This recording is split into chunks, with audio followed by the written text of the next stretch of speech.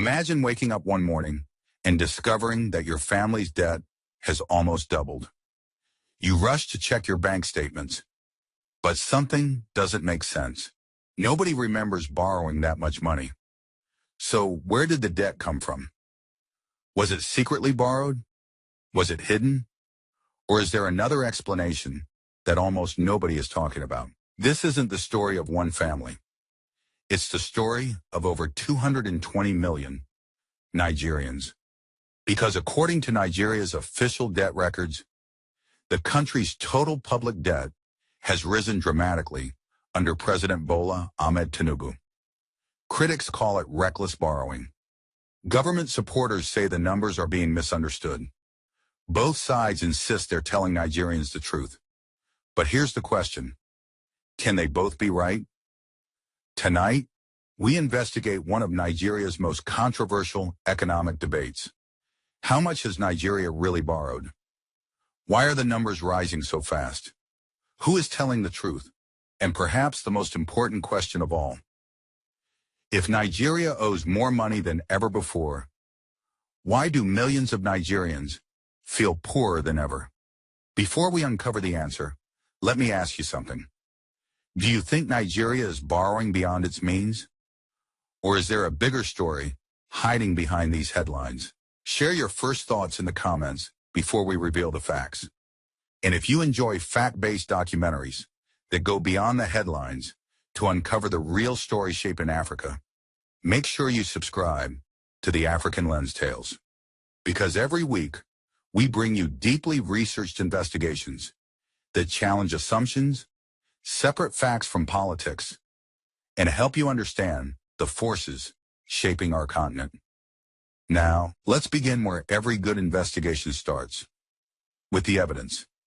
In May 2026, a statement began circulating across television stations, newspapers, and social media.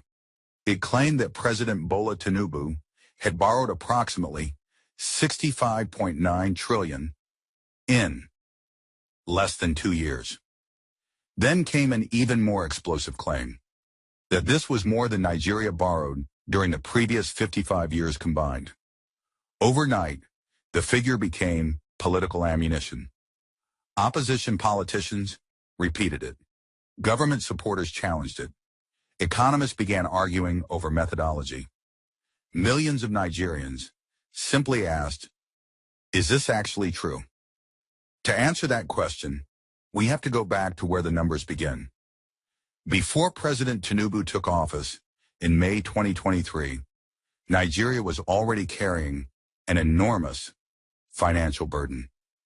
According to official figures published by the Debt Management Office, the country's total public debt stood at roughly $1,087 trillion when the new administration assumed office.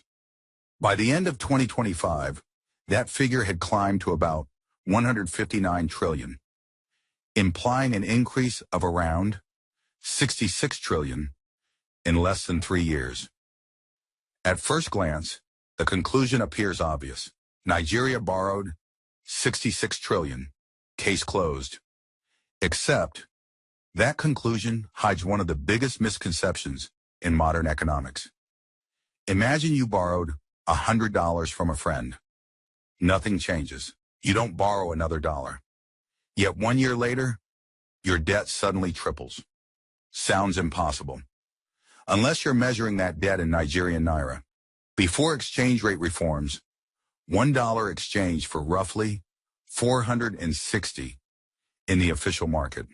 Following the removal of foreign exchange controls and the subsequent depreciation of the naira, the exchange rate moved beyond $1,500 per dollar.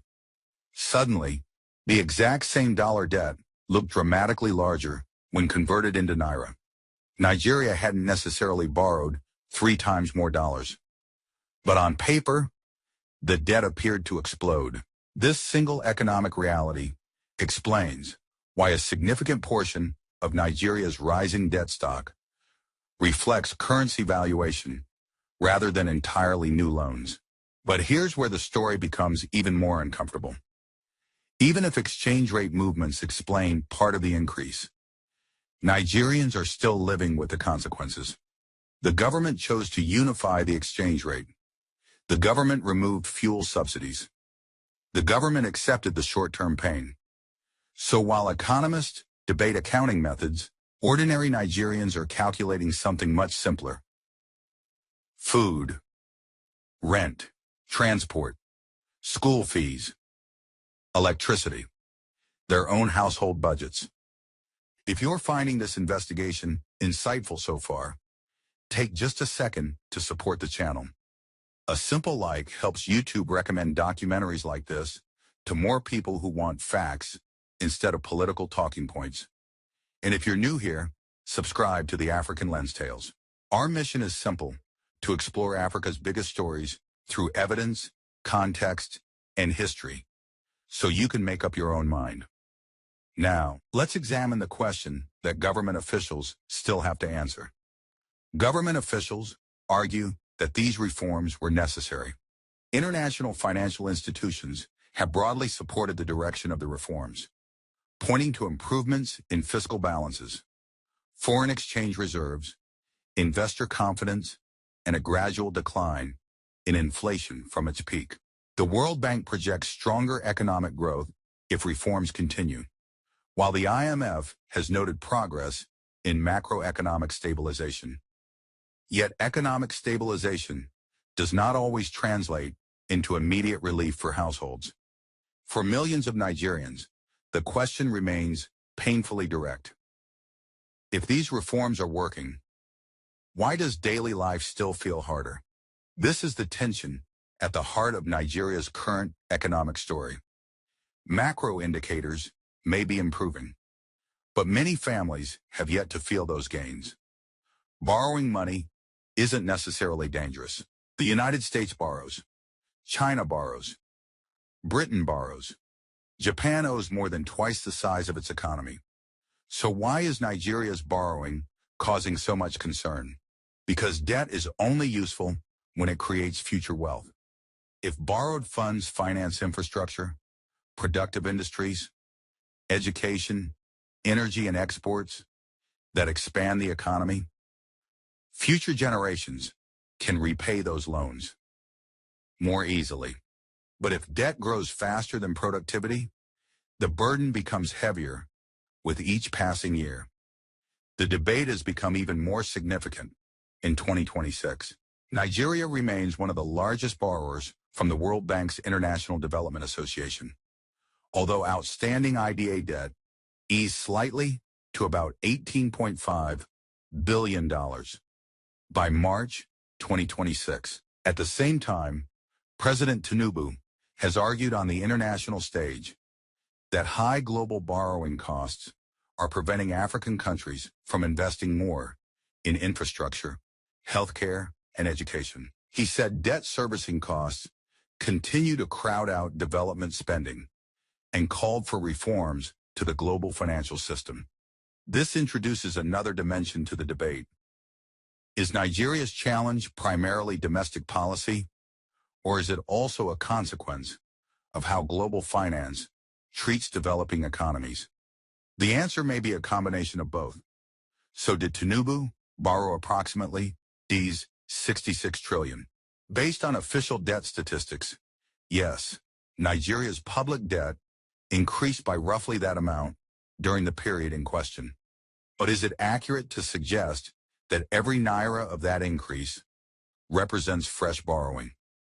No. A substantial share reflects the sharp depreciation of the naira, which inflated the local currency value of existing foreign debt. Yet that distinction does not end the debate, because citizens do not experience macroeconomic theories. They experience prices, salaries, opportunities, and quality of life. The real question facing Nigeria may not be how much has been borrowed, but whether today's sacrifices will produce tomorrow's prosperity. If they do, history may judge these reforms as painful but necessary. If they don't, future generations may remember this period as the moment Nigeria's debt became more than just a statistic. It became the defining challenge of an era. Now we'd like to hear from you. Do you believe Nigeria's current borrowing strategy is a necessary investment in the country's future? Or do you think the risks now outweigh the potential rewards? Share your perspective respectfully in the comments below. We'd love to read your thoughts and continue the conversation. If this documentary helped you see the bigger picture behind the headlines, don't let it end here. Subscribe to the African Lens Tales, where we uncover Africa's biggest stories through facts, history, and thoughtful analysis, not sensationalism. And if you enjoyed this investigation, watch one of our next documentaries to continue exploring the forces shaping Africa's future. Until our next investigation, this has been the African Lens Tales, where Africa's biggest stories are never just headlines, they're history in the making.